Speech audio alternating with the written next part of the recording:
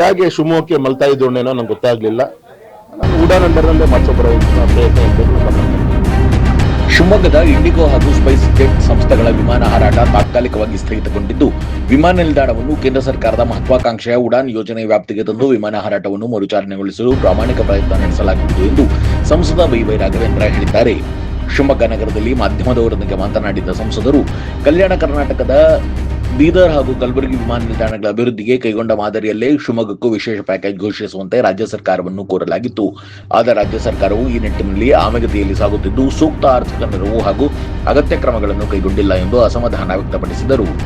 ಕೇಂದ್ರ ಸರ್ಕಾರದ ಪ್ರಾದೇಶಿಕ ಸಂಪರ್ಕ ಯೋಜನೆಗೆ ಸೇರ್ಪಡೆಗೊಳಿಸಲು ಈಗಾಗಲೇ ಅರ್ಜಿ ಸಲ್ಲಿಕೆಯಾಗಿದ್ದು, ವಿಮಾನ ಸೇವೆಗಳ ಪುನಶ್ಚೇತನಕ್ಕಾಗಿ ನಿರಂತರವಾಗಿ ಪ್ರಯತ್ನ ಮಾಡಲಾಗುವುದು ಎಂದರು.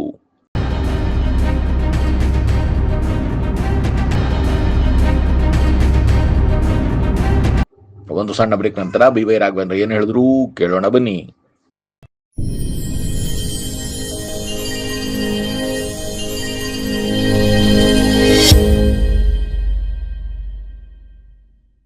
ರೇಡಿಯೋ ಅಯೋಡಿನ್ ಥೆರಪಿ ನಿಖರವಾಗಿ ಪರಿಗಣನೆ, ನೇರ ಚಿಕಿತ್ಸೆ, ಹೈಪರ್ ಥೈರಾಯ್ಡಿಸಂ ಮತ್ತು ಥೈರಾಯ್ಡ್ ಕ್ಯಾನ್ಸರ್ಗೆ ಸೂಕ್ತ ಚಿಕಿತ್ಸೆ ಹಾಗೂ ಆರೈಕೆ ನಮ್ಮ ನಂಜಪ್ಪ ಲೈಫ್ ಕೇರ್ ನಲ್ಲಿ ಲಭ್ಯ.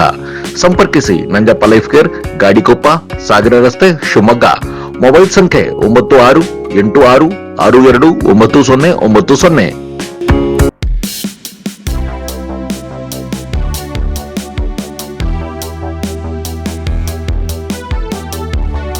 ಕೆಲಸ ಆಯಿತು. ಹಾಗಾಗಿ ವಿಜಿಎಫ್ ಅನ್ನ ಎಂ.ಬಿ. ಪಾಟೀಲ್ ಸಾಹೇಬ್ರನ್ನ ರಿಕ್ವೆಸ್ಟ್ ಮಾಡ್ಕೊಂಡೆ, ಆಗ್ಲಿಲ್ಲ. ಈಗ ನಮ್ಮನ್ನ ಉಡಾನ್ ಅಂಡರ್ ನಲ್ಲಿ ಕನ್ಸಿಡರ್ ಮಾಡಿ ಬೆಂಗಳೂರು ಶಿವಮೊಗ್ಗ ರೂಟ್ ಅನ್ನ ಅಂತೇಳಿ ಲೆಟರ್ ಕಳಿಸ್ಕೊಟ್ಟಿದ್ದಾರೆ.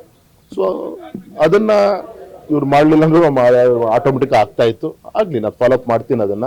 ಸೊ ಉಡಾನ್ ಅಂಡರ್ ನಲ್ಲಾದ್ರೂ ಕೂಡ ಈ ರೂಟ್ ಅನ್ನ ಜೋಡಿಸುವಂತ ಕೆಲಸ ಮಾಡ್ತಿದ್ವಿ. ಅದು ನಿಮ್ಗೆ ಗೊತ್ತಿರಲಿ, ಮೊನ್ನೆ ಗುಲ್ಬರ್ಗ, ಬೀದರ್ ಏರ್ಪೋರ್ಟ್ ರೀಸ್ಟಾರ್ಟ್ ಆಗಿದೆ. ಫ್ಲೈಟ್ಸ್ಗಳು 20-25 ಕೋಟಿ ಸಬ್ಸಿಡಿಯನ್ನ ಕೊಟ್ಟಿದ್ದಾರೆ. ಅದೇ ರೀತಿ ನಮಗೂ ಕೊಡಪ್ಪ ಅಂತ ಕೇಳಿದ್ವಿ.